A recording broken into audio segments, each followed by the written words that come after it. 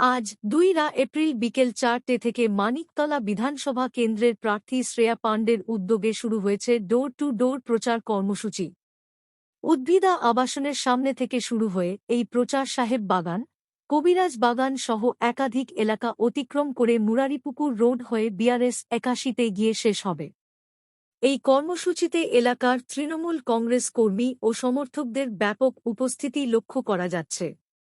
প্রার্থী নিজে বাড়ি বাড়ি গিয়ে সাধারণ মানুষের সঙ্গে যোগাযোগ করছেন এবং তাঁদের সমস্যা ও দাবিদাওয়া শুনছেন।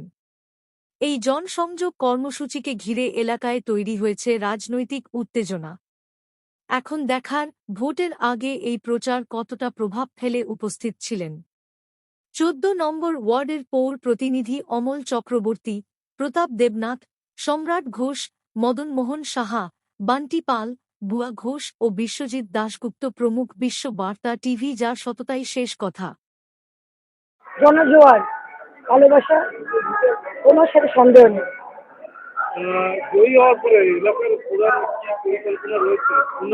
আমরা ম্যানিফেস্টো লঞ্চ করছি, 6 তারিখে নমিনেশন দেব, 10 তারিখে ম্যানিফেস্টো লঞ্চ করব। 10 তারিখে যে ম্যানিফেস্টো লঞ্চ করবো তার মধ্যে সব থাকবে। বিজয় মিছিল দেখা যাচ্ছে জায়গায় জায়গায়, এটা বিজয় মিছিল না, এটা ঘরের মেয়ে টিকিট পেয়েছে তাই আনন্দ।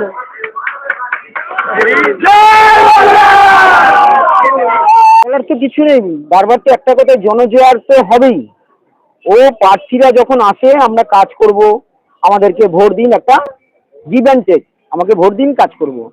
সে আর প্রার্থী তো নয় আমাদের ঘরের মেয়ে, তাই এখানে গিভ অ্যান্ড টেক নেই। ও অলরেডি গিভ করে দিয়েছে, ও মানুষের জন্য যা করার করে দিয়েছে। সেই হিসাবে মানুষ সাড়া দিয়েছে, সেই হিসাবে মানুষ রাস্তায় নেমে আসছে, ওকে দেখার জন্য পাগল হয়ে যাচ্ছে।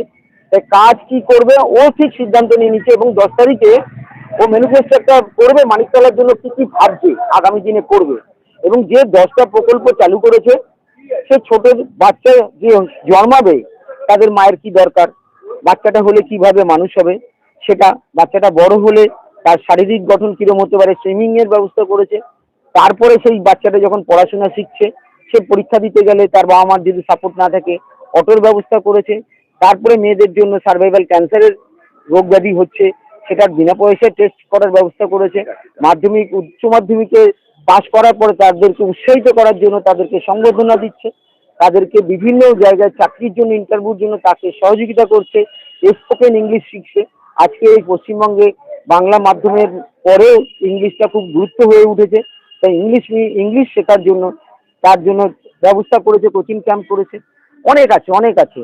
তাই সেই হিসাবে ও প্রার্থী হওয়ার আগেই মানুষকে দিয়ে দিয়েছে। তাই ভোট দেওয়ার ফলে যে কিছু আমি তোমায় দেব সেটা নয়, আমি দিচ্ছি, আগামী দিনে আরো বেশি করে দেব। এটাই ওর চিন্তাধারা, এটাই ওর স্বপ্ন। আমার নাম প্রতাপ দেবনাথ, উত্তর কলকাতা জয়েন্ট বাহিনীর সহসভাপতি।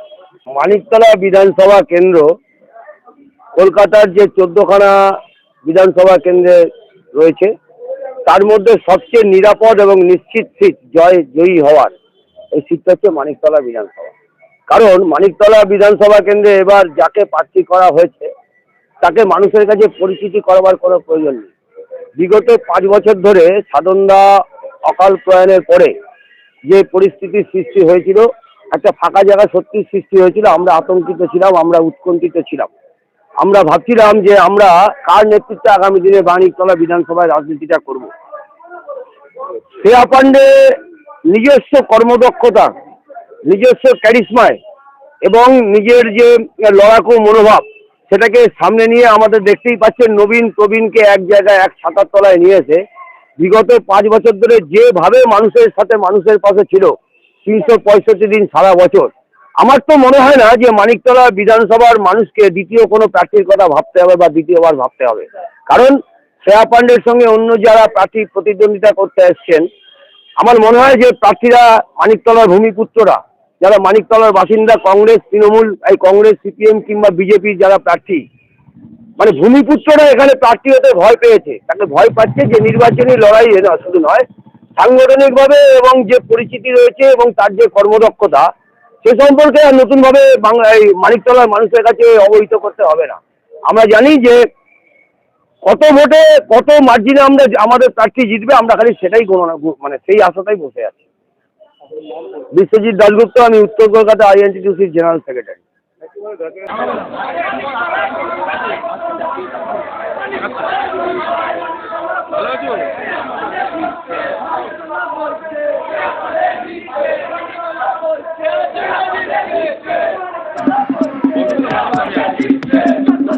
চোখ রাখুন বিশ্ববার্তা টিভিতে, যার সততাই শেষ কথা। Audio Jungle।